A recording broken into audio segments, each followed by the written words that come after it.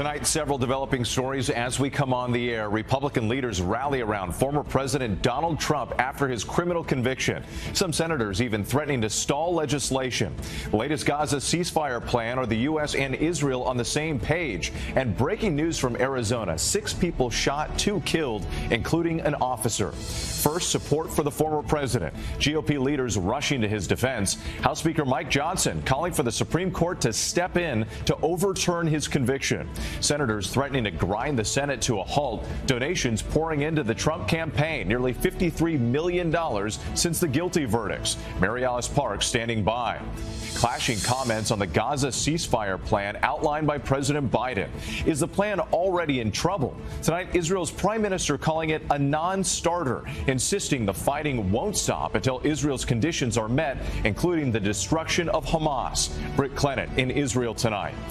Dangerous weather taking aim at the nation's heartland. 7 states from the Gulf Coast to the plains, some facing flash flooding, hail, and possible tornadoes, and what has already been one of the most active tornado seasons on record. Our weather team tracking it all. Boeing's historic launch is scrubbed. The countdown halted just minutes before the Starliner was to carry 2 astronauts into space. What went wrong? Plus, a massive data breach. Live Nation confirming that Ticketmaster was hacked. The information of more than 500 million customers stolen. Chad Daybell sentenced to death. The decision coming 2 days after he was convicted of killing his first wife and his second wife's 2 children. A massive water outage in Atlanta after multiple water main breaks. A hospital relocating patients. Residents warned to boil water.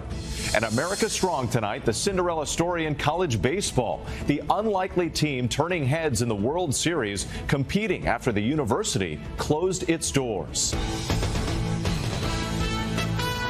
From ABC News World Headquarters in New York, this is World News Tonight.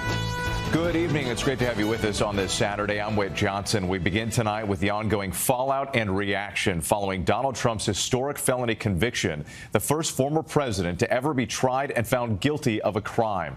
And now Republicans are rallying around their presumptive nominee. Speaker of the House Mike Johnson is calling on the Supreme Court to step in and overturn the conviction, but that's something that Johnson said could take time.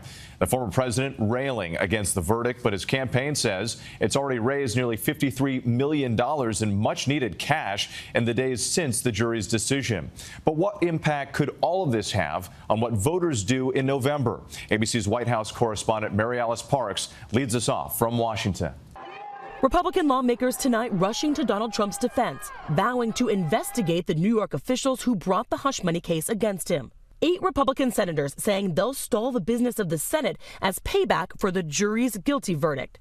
Donald Trump committed a paperwork violation. Is that 34 felony counts? Not in the country that I want to live in. House Judiciary Chairman Jim Jordan demanding District Attorney Alvin Bragg and others testify before Congress.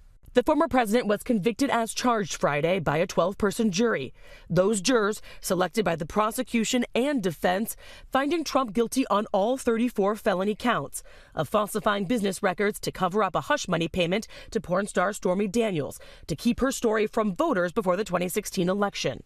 A new Reuters Ipsos poll conducted immediately after the verdict, finding now 1 in 10 registered GOP voters saying they are less likely to vote for Trump.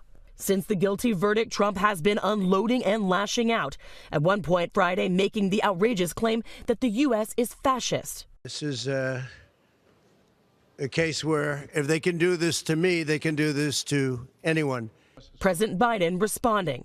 And it's reckless, it's dangerous, it's irresponsible. Later, with a joke, outright dismissing Trump and Republicans' claims that he was somehow driving the case. He thinks you're pulling the strings behind the scenes, doing all this to help yourself. I didn't know it's that powerful. Yeah, the Trump campaign says it raised an eye-popping $53 million since the verdict. Democrats fundraising too. The Biden campaign sent out a text message from the president today quoting that number from Republicans, but then urging their supporters to chip in to help him fight back. Whip. Mary Alice Parks, thank you.